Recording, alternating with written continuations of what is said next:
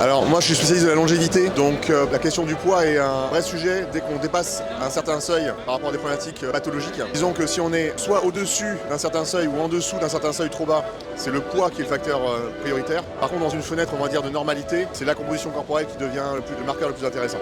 Le poids c'est contradictoire parce que mine de rien on s'en sert beaucoup pour voir l'évolution, mais en soi ça désigne absolument rien. Quelqu'un qui va faire 1m50 et qui va faire 60 kg ne donnera pas pareil que quelqu'un qui fait 1m70 et qui fait exactement le même poids. Bon, c'est une question facile. Le plus important, c'est la composition corporelle. Souvent, les gens, ils viennent pour être plus beaux dans l'absolu. Ils se disent que l'indicateur, c'est d'être plus maigre ou plus mince. Et du coup, ils sont déçus parce que comme ils vont s'entraîner et ils vont faire attention à ce qu'ils mangent, en fait, ils vont grossir parce qu'ils vont prendre du muscle. Ils convertissent leur graisse, ils se débarrassent de ce dont ils n'ont pas vraiment envie. Mais s'ils regardent que le poids sur la balance, le temps qu'ils soient vraiment secs, dessinés et comme ils ont envie d'être, le poids va peut-être augmenter pendant un petit moment et du coup, ça peut créer de la frustration et stopper les progrès alors même qu'on était bien lancé. Donc regardez votre composition corporelle, le poids, c'est un indicateur secondaire.